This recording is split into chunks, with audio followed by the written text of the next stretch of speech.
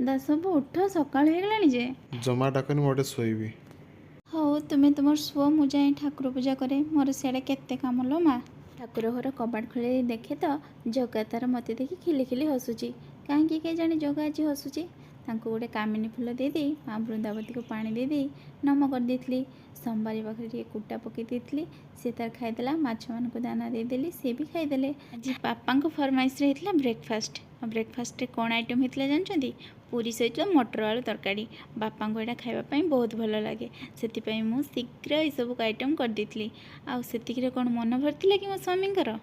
ତାଙ୍କ ଫରମାଇଶର ପୁଣି କଲି ଲାଛା। ଆଉ ଲାଛା ହେଇସାରିଲା ବେଳକୁ ଆମେ 3 ଜଣ ବସିକି ଖାଇ ଦେଇଥିଲୁ। ଖାଇସାରିଲା ବେଳକୁ ବାପା ଆସିକି ଖାଇ ଦେଇଥିଲେ। ତାପରେ ଆମେ ଶାଶୁ ବୋହୂ ମିଶିକି ଚାଲିଲୁ ମାଛ ଭାଜିବା ପାଇଁ।